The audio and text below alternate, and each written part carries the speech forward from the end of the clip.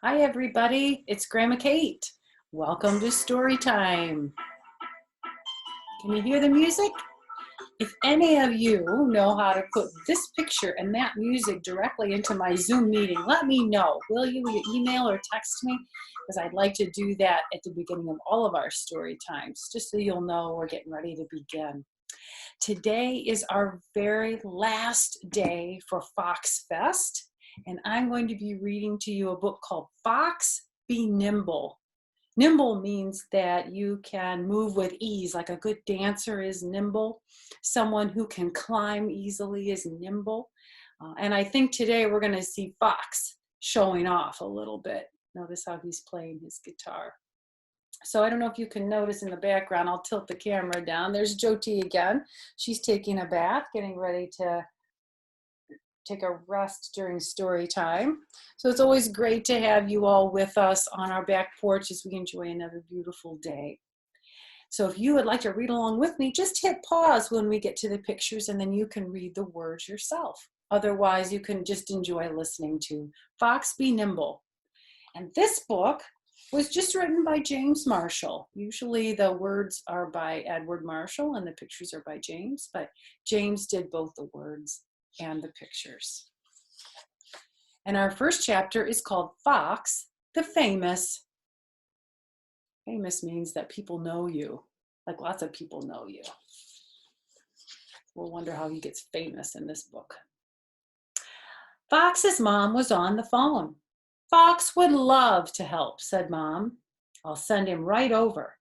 I won't do it, said Fox. Whatever it is, I'm playing rock star.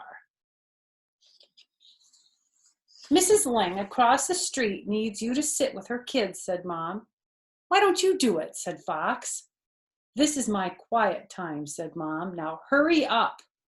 No, said Fox, and that is that. Oh, really? Said Mom. I think Fox will have to do it. Me too. And Fox went across the street. How nice of you, Fox, said Mrs. Lange. Mom made me, said Fox. Mrs. Lange got into her car. I do hope they behave, she said. I can handle them, said Fox. They're just kids. Mrs. Lange drove off. Do you remember the last story that I read to you about Fox being in charge of kids and what happened? Let's see what happens with these kids. Hot dog, yelled the Lange kids, and they went wild.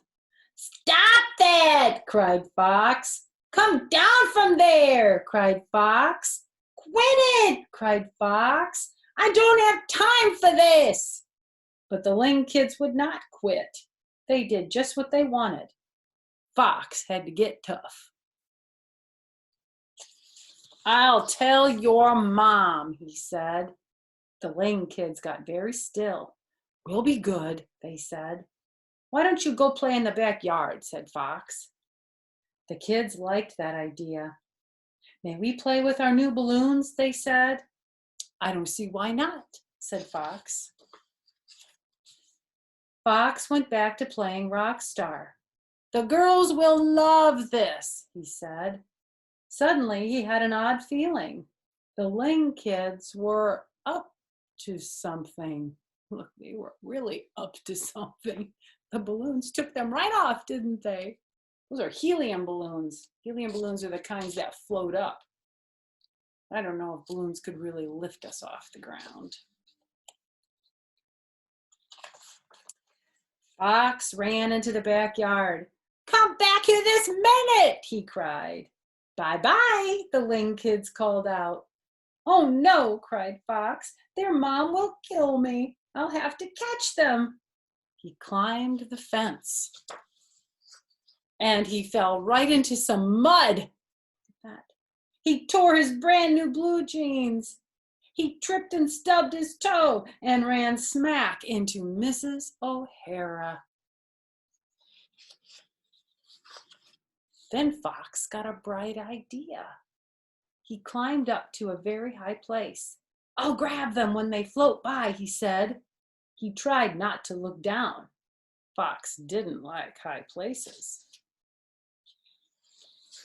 but the wind carried the Lange kids right back home. "What have you little darlings been up to?" said Mrs. Lange. "And just what have you done with poor Fox?" That night, Fox's mom turned on the TV. "A fox was rescued from a high place today," said the newscaster. "Why, that's you, Fox," said Mom. "Fox is famous," cried little Louise. "Oh, quit it," said Fox. Do you think he wanted to be famous for being taken down from a high place? Probably not. He'd rather be famous for being a rock star. Now, the next chapter is called Fox the Brave. Fox stepped on one of his skates and went flying. "Who left that there?" he cried, and he landed with a bang. Mom and Louise came running. "I'm dying," cried Fox. "It's only a scratch," said Mom. "Nothing to worry about." "I can't look at all the blood," said Fox. "There's no blood," said Mom. "Don't leave me," cried Fox. Mom and Louise put Fox to bed. "Call Dr. Ed," said Fox, "before it's too late." "Really, Fox," said Mom, "you're making such a fuss." Louise called Dr. Ed to come over. Then she stepped on Fox's other skate, bounced down the stairs, flew right out the front door, and ran smack into Mrs. OHara. Poor Mrs. OHara. It's like she gets in the way of these kids all the time. Poor thing.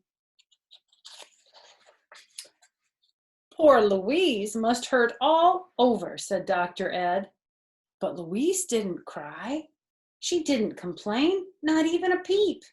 "Very brave," said Dr. Ed. "Very brave." "Louise is tough," said Mom. "Now then," said Dr. Ed, "what's the matter with Fox?"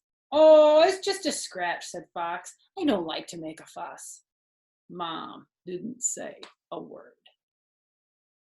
I wonder why he wasn't making a fuss now when he was making a fuss before. Maybe he just liked getting attention from Mom.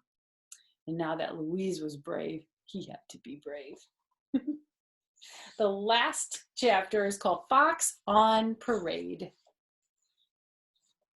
This is the band playing. This says, "Go Bobcats." And there's Fox playing the trumpet. "Fox is showing off," said Dexter. "Quit it, Fox," said Mr. Sharp. "We don't have time for this. The big parade is next week," is the band director. And the band played on. "Fox is showing off again," said Carmen. "That does it," said Mr. Sharp. Fox was told to leave the band room. "Come back when you have changed your ways," said Mr. Sharp. "But I like to show off," said Fox. Fox sat in the schoolyard by himself. "There are some things you just can't change," he said. "Look out! Look out!" cried a voice. See, something's coming in. Fox almost got hit. "Oh dear," cried his friend Raisin. "I'm so clumsy." "You should be more careful," said Fox crossly. "I'm sorry," said Raisin. "I'm just not good at this." "It looks easy to me," said Fox. "Oh, really?" said Raisin. "Then you try it." This is a baton, and you twirl it in your hand, and then you throw it up and try to catch it while it's coming down and twirling. And it is hard work. My Aunt Karen used to do that. She showed me pictures of her being a majorette in the band. Fox gave the baton a twirl, and he dropped it on his toe. "Ouch!" he yelled. "This is harder than it looks." But soon he got the hang of it, and he got better and better. Raisin couldn't believe her eyes. "Wow," said Dexter, "will you look at that?" "Fox," said Mr. Sharp, "may I speak to you a moment?" "What now?" said Fox. On the day of the big parade, the band was great. And I'll show you what Mr. Sharp wanted to talk to Fox about. Look, he made him the majorette of the whole band. That means he's the leader and he gets to walk in front, twirling the batons. It says Fox could show off to his heart's content. And the crowd went wild. Well, as always, it's great to spend story time with you, Eli and Kobe and Lily and Xavier and Penny and Faith and Colin and Dylan and Avi and Sammy too, if you're watching. Have a great day. Next week, we're going to be doing reading books by Denise Fleming, and she's a local Toledo, Ohio artist and author. So next week, we'll be enjoying all of the books that I have that were written by her. So until then, I hope you have a great day, and I will see you at our next story time. Bye-bye.